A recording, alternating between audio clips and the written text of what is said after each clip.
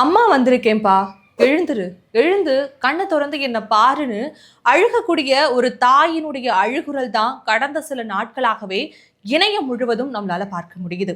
அதே போல கடந்த சில வருடங்களை எடுத்துக்கிட்டோம் அப்படின்னா லாக்அப் டெத் அப்படிங்கிற ஒரு செய்தியை நம்மளால காதுபட கேட்க முடியுது. அந்த வரிசையில இப்போ விசாரணைக்காக அழைத்து செல்லப்பட்ட சிவகங்கை மாவட்டத்தை சேர்ந்த அஜித்குமார் என்பவர் பிணமாக ஒப்படைக்கப்பட்ட ஒரு சம்பவம் அரங்கேறி இருக்கு. இந்த லாக்அப் கொலைய பத்தின பின்புலத்தை பத்தி தான் இந்த வீடியோல விரிவா பார்க்க போறோம். திருப்புவனம் பக்கத்துல இருக்கக்கூடிய மடப்புரம் பத்ரகாளி அம்மன் கோவில் ஒரு பிரசித்தி பெற்ற ஒரு கோவில்னே சொல்லலாம். இந்த கோவில்ல தான் தனியார் நிறுவனத்தின் கீழே ஒரு காவலாளியா பணியாற்றி வராரு அஜித்குமார். இவருக்கு வயது ஒரு 28 இருக்கும். இவர் கடந்த வெள்ளிக்கிழமை அன்னைக்கு, சரியா சொல்லணும் அப்படின்னா 27ஆம் தேதி அன்னைக்கு இந்த கோவிலுக்கு மதுரையை சேர்ந்த நிக்கிதா அப்படிங்கிறவங்களும் அவங்களுடைய அம்மாவும் கார்ல இந்த கோவிலுக்கு வந்திருக்காங்க. அவங்களுடைய அம்மா வயது முதிர்ந்தவங்க, அவங்களால நடக்க முடியல. இப்படிங்கிறத பார்த்த அஜித்குமார் வீல் சேரை கொண்டு வந்து நிக்கிதாவிற்கும் அவங்களுடைய அம்மாவிற்கும் உதவி பண்ணியிருக்காங்க. இதையடுத்து நிக்கிதா என்ன பண்ணியிருக்காங்க, அவங்களுடைய கார் கீயை அவர்கிட்ட கொடுத்து காரை கொஞ்சம் பார்க் பண்ணிடுங்க அப்படின்னு சொல்லிட்டு கோவிலுக்குள்ள போயிருக்காங்க. ஆனா அஜித்குமாருக்கு கார் ஓட்ட தெரியாது. அதனால அஜித்குமாருடைய நண்பரான அருண்குமார் மற்றும் வினோத்குமார் கிட்ட இந்த கார் கீயை ஒப்படைச்சு இந்த காரை கொஞ்சம் பார்க் பண்ணிடுங்க அப்படின்னு சொல்லியிருக்காங்க. கார் கீயை கொண்டு போன வினோத்குமாரும் அருண்குமாரும் ரொம்ப நேரத்துக்கு பிறகுதான் வந்து அந்த கார் கீயை அஜித்குமார் கிட்ட கொடுத்ததாகவும் சொல்லப்படுது. கொஞ்ச நேரத்திற்கு பிறகு நிக்கிதாவும் அவங்களுடைய அம்மாவும் கோவில்ல சாமி கும்பிட்டுட்டு வெளியே வந்திருக்காங்க. வெளியே வந்து அவங்களுடைய காரை எடுத்துட்டு வீட்டுக்குமே புறப்பட்டு போயிருக்காங்க. பாதி தூரத்திற்கு போன பிறகுதான் தங்களுடைய கார்ல அவங்க வைத்திருந்த 14 பவுண்ட் நகையானது காணோம் அப்படிங்கிறத உணர்ந்து திருப்பி வந்து அஜித்குமார் கிட்ட இப்படி என் கார்ல நகை வச்சிருந்தேன், நீங்க பாத்தீங்களான்னு சொல்லி கேட்டிருக்காங்க. அஜித்குமாரும் எனக்கு எதுவும் தெரியாது மேம், நான் எதுவுமே பார்க்கல அப்படின்னு சொல்லியிருக்காங்க. உடனடியா நிக்கிதா போயிட்டு காவல்துறையில இந்த கம்ப்ளைண்ட் ஒன்று கொடுத்திருக்காங்க. இவங்க கொடுத்த புகாரின் அடிப்படையில காவல் அதிகாரிகளும் அன்னைக்கு மாலையே அஜித்குமாரை கைது செஞ்சு விசாரணைக்காக காவல் நிலையத்திற்கு அழைத்து கொண்டு போயிருக்காங்க. ரொம்ப நேரமா அஜித்குமார் கிட்ட காவல் அதிகாரிகளும் நகை எங்க, நகையை பத்தி ஏதாவது தெரியுமா அப்படின்னு சொல்லி கேள்விகள் எழுப்பியிருக்காங்க.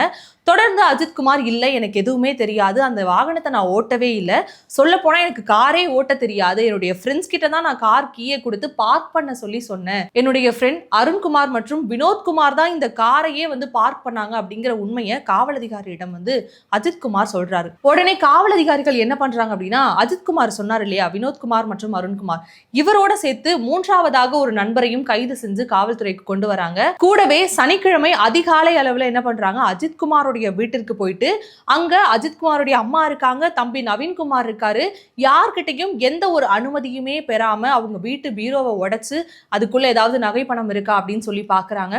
அங்க எதுவுமே இல்லை இவங்க தேடி போன மாதிரி. உடனே திரும்பி வரும் பொழுது அஜித்குமாருடைய தம்பியான நவீன்குமாரையும் காவல்துறையினர் போலீஸ் ஸ்டேஷனுக்கு அழைத்து வராங்க. நவீன்குமார் சொல்லும் பொழுது என்ன சொல்லியிருக்காரு அப்படின்னா, நான் என் வீட்டுல இருந்து அவங்க என்ன போலீஸ் ஸ்டேஷன் கூட்டு போகும்பொழுதே நான் பார்த்தேன், என் அண்ணனை பலமா அடிச்சு வச்சிருந்தாங்க, அவங்க ஈவினிங் கூட்டு போகும்பொழுது என் அண்ணன் நல்லபடியா தான் போனான், நான் போலீஸ் ஸ்டேஷன்ல பார்க்கும் பொழுது அவனுடைய உடம்பு முழுவதுமே அவ்வளவு காயங்கள் இருந்துச்சு அப்படின்னு சொல்லி அஜித்குமாருடைய தம்பி நவீன்குமார் தெரிவிச்சிருக்காரு. தொடர்ந்து இந்த 5 பேர்கிட்டையும் காவல் அதிகாரிகள் விசாரணை மேற்கொண்டிருக்காங்க. ஒரு கட்டத்துக்கு மேல காவல் நிலையம் வேண்டாம் அப்படின்னு சொல்லி ஒரு அடர்ந்த வனப்பகுதிக்கு இந்த 5 பேரையுமே கூட்டு போய் கடுமையா தாக்கியதா நவீன்குமார் சொல்லி இருக்காரு. அந்த 5 பேரையுமே வந்து கடுமையா தாக்கி விசாரிச்சிருக்காங்க. அஜித்குமாரை தொடர்ந்து துன்புறுத்தி இருக்காங்க. அஜித்குமார் கடைசி வரைக்கும் எனக்கு தெரியாது தெரியாது அப்படிங்கிறத திருப்பி திருப்பி சொல்லி இருக்காரு. இவன் என்ன உண்மையே சொல்ல மாட்டேங்கிறான், எவ்வளவோ அடிச்சு பார்த்தாச்சு எதுவுமே சொல்ல மாட்டேங்கிறான் அப்படின்னு கோபமுற்ற அதிகாரிகள் உடனே அந்த கோபத்தை அஜித்குமாருடைய தம்பியான நவீன்குமார் மேல திருப்பி இருக்காங்க. தம்பி அடி வாங்குறத பார்த்தா ஒருவேளை அண்ணன் வாய் திறக்க வாய்ப்பு இருக்கு அப்படிங்கிறதுக்காக நவீன்குமாரையும் போலீசார் தாக்கி இருக்காங்க. அப்பயுமே இவருக்கு எந்த உண்மையும் தெரியாதுங்கிறதுனால எனக்கு தெரியாதுன்னு தான் சொல்லி இருக்காரு. திருப்பி அஜித்குமாரை காவல் அதிகாரிகள் தாக்க தொடங்கி இருக்காங்க. ஒரு கட்டத்துக்கு மேல வழி பொறுக்க முடியாத அஜித்குமார், ஆமாங்க நான் தான் அந்த பணத்தை எடுத்தேன், அந்த கோவிலுக்கு பின்புறமா ஒரு மாட்டு தொழுவம் ஒண்ணு இருக்கு, அந்த மாட்டு தொழுவத்துக்குள்ளதான் நான் அதை ஒளிச்சு வச்சிருக்கேன் அப்படின்னு ஒரு கட்டத்துக்கு மேல வழி பொறுக்காம சொல்லியிருக்காரு.